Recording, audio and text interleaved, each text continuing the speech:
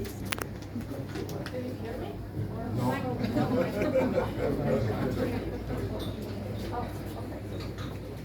Can you hear me now? Perfect. Let me start with a warm welcome to all of you. It is a huge honor to address you, and it is gathering which could not have happened at a better time. The theme of the World Health Assembly this year is All for Health, Health for All, we all know.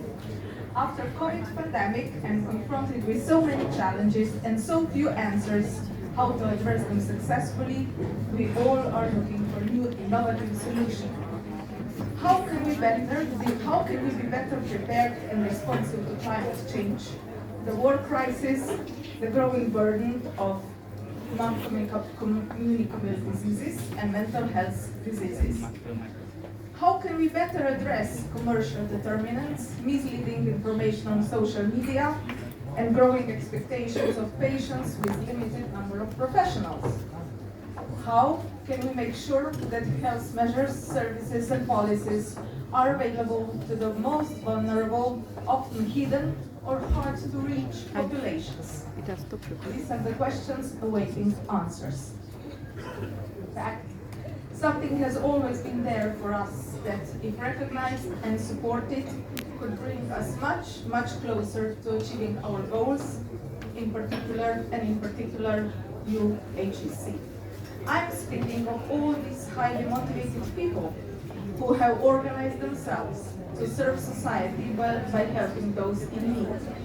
I'm speaking of organized patients, the youth, volunteers in firefighting brigades, association of different professionals, or simply people who want to contribute to health and well-being and change the world for the better. Support us in ensuring health for all. They can contribute to more systems. They can contribute to health literacy, and can above all help us better understand and address the needs of those most in need. I'm speaking, of course, of social participation. My country does understand that social participation, while already there needs further investment to flourish. We have learned through examples of good practice and through the failures. Let me share two examples with you. 20 years ago, we started to develop a model of health promotion centers as a part of our primary healthcare system, with multi-professional teams, including, for example, kinesiologists, dietitians, and psychologists. The aim was to serve the population free of charge with preventive services such as smoking cessation, brief intervention for alcohol drinking, physical activity support, nutrition counseling, and other preventive services.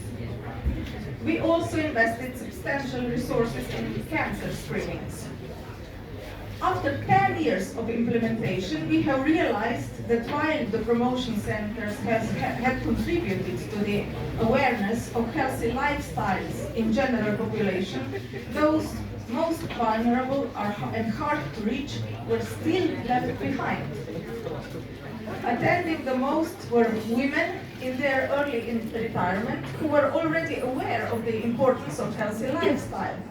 On the other hand, unemployed, persons with disability and mental health issues, specific ethnic groups, and those with less education and with economic hardships were not attending these free of charge preventive services. In organized colon cancer screening, the participation of men was low.